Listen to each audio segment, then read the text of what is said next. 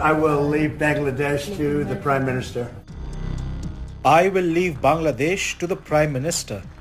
That was Donald Trump's simple message for Prime Minister Narendra Modi. After all, who other than India is better placed to fix what has evidently gone wrong in Bangladesh?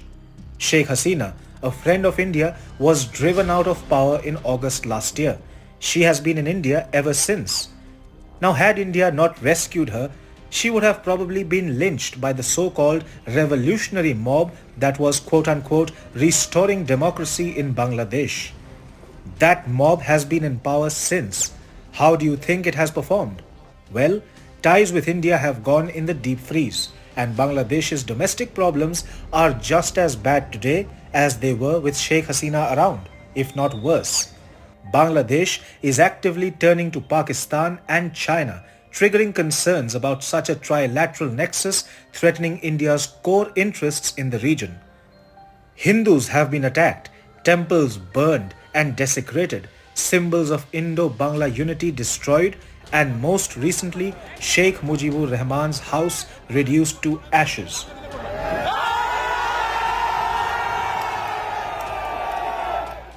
Meanwhile, reports suggest Bangladeshi terrorists have been entering India, training like-minded radicals in states like Jharkhand and West Bengal. Pakistan's ISI has emerged as the biggest winner. Bangladesh is said to be allowing ISI officials to visit sensitive areas near the border with India. For reasons best known to it, Bangladesh also decided to deploy Turkish Bayraktar TB2 attack drones along the border with India. Trade between Dhaka and Islamabad is witnessing an upswing, and both countries are increasing people-to-people ties. Bangladesh has also begun accepting ships arriving at its ports straight from Karachi. The requirement to physically examine all such ships has been done away with. Now here's where things get interesting. Donald Trump is no fan of Pakistan. Neither does he particularly like China. Top that with the fact that Trump has an axe to grind with Mohammed Yunus, who was placed in charge by the Biden administration. Yunus is considered a close confidant of not just the Bidens but the Clintons as well. That makes Trump highly suspicious of the regime Yunus is in charge of.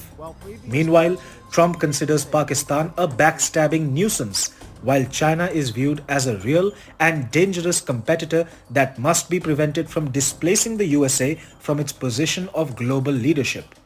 So, where does India fit into all of this? Well, India is seen as the country best suited to handle all matters South Asian. In Trump's view, India can be the bulwark against China, which America so desperately needs. However, India cannot be expected to join America's campaign without first having its very real concerns addressed. These include the supposed links between Mohammed Yunus's regime with the American deep state, which by the way, Trump is dismantling with each passing day. There are also concerns around Sheikh Hasina's ouster having a domino effect and facilitating growing Chinese and Pakistani interference in Bangladesh. But the all-important question is, can India reverse the strategic setbacks it has faced in Bangladesh since last year? The answer is yes. And this is despite a large chunk of the Bangladeshi population being convinced by vested interest groups that India is in the wrong and the culprit of all the problems plaguing Bangladesh. Now that's a claim detached from reality by quite a bit. India, like any other major power, wants to secure its interests in its immediate neighborhood, in this case, the Indian subcontinent. To blame India for Bangladesh's many problems is infantile and in stark contrast to what New Delhi has done for Bangladesh, from fighting for its independence to becoming its most critical trading partner that also supports infrastructure and energy projects in the country. That being said, India has had to face the brunt owing to Sheikh Hasina's unpopularity in Bangladesh, which is a direct consequence of us putting all our eggs in one basket. That is an approach India must forego in future dealings with Bangladesh. As it now appears, Bangladesh doesn't have many options. All of its bluster was mostly on the back of support from the Biden administration. With Biden out and Trump in, the situation has changed dramatically. Trump has essentially given India, specifically Prime Minister Modi, a free hand to address the Bangladesh challenge. Most importantly, Washington has cut all US aid funding and projects in Bangladesh. So Bangladesh now has two options: mend ties with India and bring the relationship back on track, something which India is very interested in, or turn towards China and Pakistan with added vigor. The latter option is fraught with risks for Bangladesh.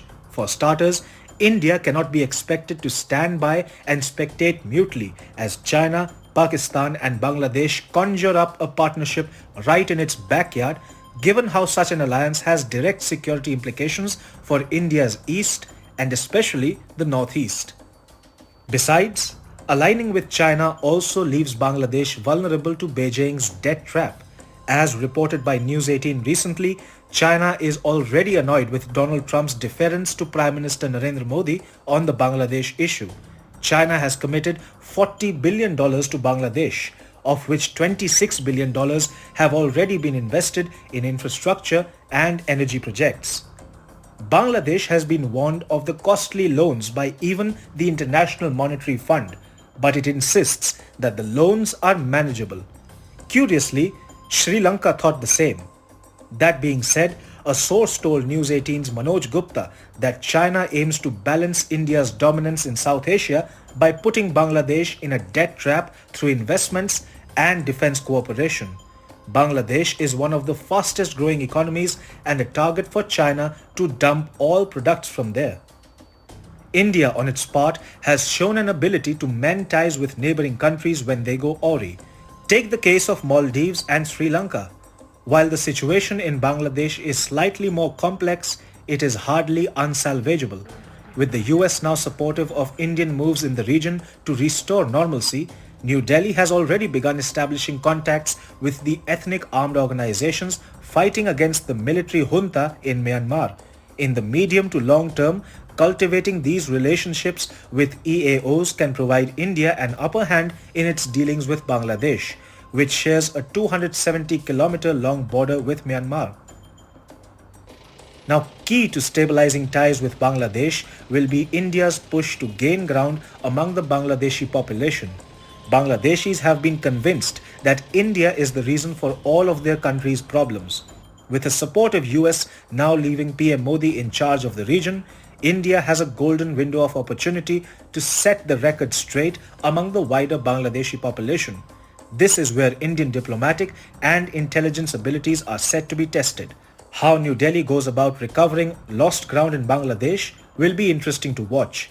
And we will be keeping a close watch so that you are updated with the latest.